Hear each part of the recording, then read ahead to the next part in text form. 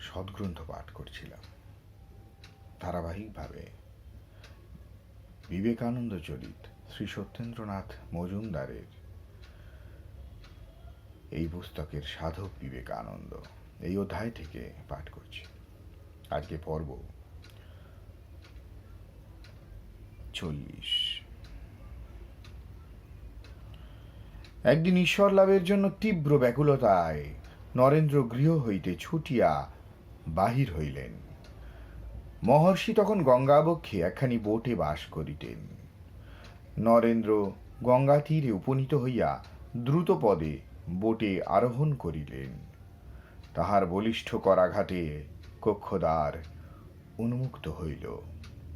মহর্ষি তখন ধ্যানমগ্ন ছিলেন। সহসা শব্দে চমকিয়া চাহিয়া দেখেন, সম্মুখে উন্মাদবৎ তীব্র দৃষ্টি নিক্ষেপ করিয়া নরেন্দ্রনাথ দণ্ডায়মান।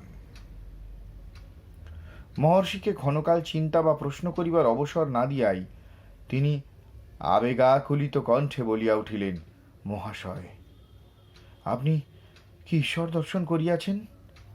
বিস্ময় স্তম্ভিত মহর্ষি কি যেন একটা উত্তর দিবার জন্য দুইবার চেষ্টা করিলেন, কিন্তু বাক্য নিঃসরণ হইল না। অবশেষে তিনি বলিয়া উঠিলেন, নরেন্দ্র, তোমার চক্ষু দেখিয়া বুঝিতেছি তুমি যোগী। তিনি নরেন্দ্রকে বিবিধ প্রকার আশ্বাস প্রদান করিয়া বলিলেন যে তিনি যদি নিয়মিত রূপে ধ্যানাভ্যাস করিতে থাকেন তাহা হইলে ব্রহ্মজ্ঞানের অধিকারী হইবেন ইত্যাদি। নরেন্দ্র প্রশ্নের সদুত্তর না পাইয়া ভগ্ন হৃদয়ে বাটিতে প্রত্যাবর্তন করিলেন।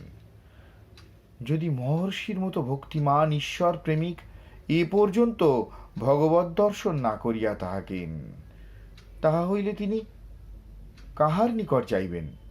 তবে কি মিথ্যা ধর্ম, ঈশ্বর ইত্যাদি মানবের কল্পনা সৃষ্ট আকাশ কুসুমবৎ অলিক